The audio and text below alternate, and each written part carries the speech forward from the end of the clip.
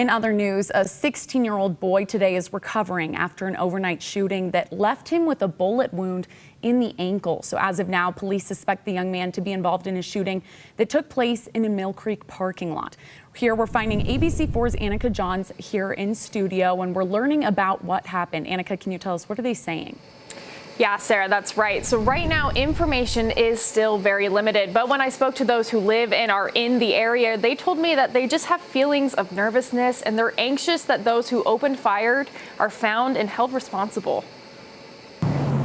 Shards of glass litter the parking lot of 3292 South Richmond Street. These shattered pieces are all that remain of what took place just hours before. It was a bit of a surprise and shocking, actually, to see something like that happen in your own neighborhood. Just after 10:30 p.m., Salt Lake PD received multiple 911 calls reporting shots being fired in the parking lot outside of multiple businesses. When police arrived and started their investigation, they determined that 2 cars had pulled into the parking lot. One individual in one of the cars shot at a truck where 2 individuals were standing. At least one of the individuals standing near the parked truck returned fire. Multiple cars were hit, and officers found a bullet hole that pierced through a business's window. I moved down to this area from downtown a few years ago just because of that reason. I just wasn't feeling safe, and it kind of hits a little close to home, to be honest. While investigating the area, officers received word that a 16-year-old with a gunshot wound in the ankle was dropped off at the hospital. When speaking to those that live in the area, they said that having an incident like this makes them feel a little nervous, but they're glad that it wasn't any worse. But I really hope they catch the individual and,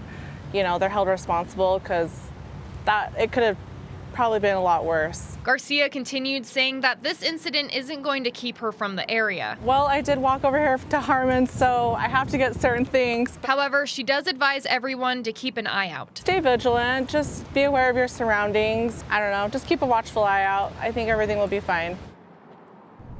At this time, the 16-year-old is believed to be one of the shooters. His injuries are non-life-threatening and no charges have been made. At this time, Salt Lake PD is asking for your help, and if you have any information, they're asking you to contact them at the number you see on your screen. Reporting live from the newsroom, Annika Johns, ABC4 News.